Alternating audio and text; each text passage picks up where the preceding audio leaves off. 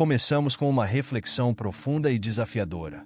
Para mim, o viver é Cristo, e o morrer é lucro. Filipenses 1, versículo 21. Essas palavras de Paulo ecoam através dos séculos, provocando perguntas que tocam o coração humano. O que significa viver de verdade? E como podemos encarar a morte com confiança e esperança? Hoje, vamos explorar a perspectiva de Paulo sobre a vida e a morte, trazendo inspiração e tranquilidade para a sua jornada. Paulo escreveu essas palavras enquanto estava preso, enfrentando a possibilidade de execução. Ele, que antes perseguia os cristãos, tornou-se um dos maiores apóstolos de Cristo. Suas cartas revelam um homem profundamente comprometido com a sua missão. Viver para Cristo significava dedicar cada momento à obra de Deus, enquanto morrer representava o início de uma nova vida na presença do Senhor. Ao dizer que viver é Cristo, Paulo nos convida a enxergar a vida como uma oportunidade de refletir os valores de Cristo em nossas ações diárias. Isso significa viver com propósito, amando, servindo e buscando a justiça. Por outro lado, morrer é lucro. Não se trata de desistir da vida, mas de compreender que a morte é uma transição para uma existência mais plena. Essa é a esperança cristã.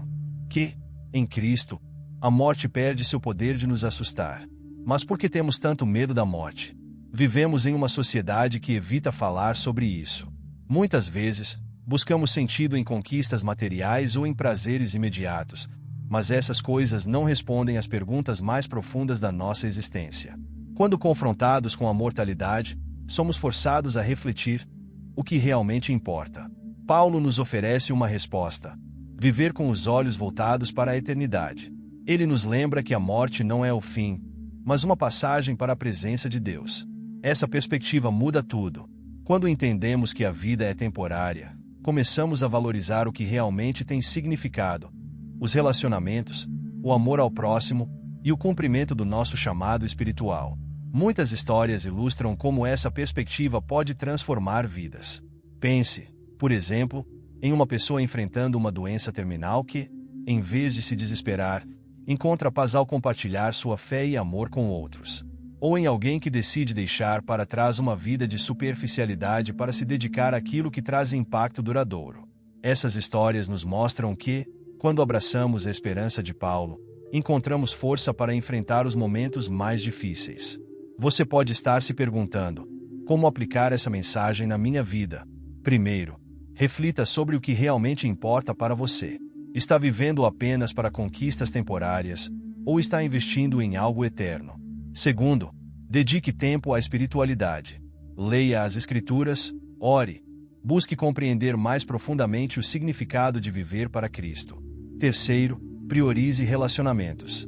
Ame, perdoe, construa conexões que refletem os valores de Cristo. Ao abraçar essa perspectiva, você descobrirá que o medo da morte diminui.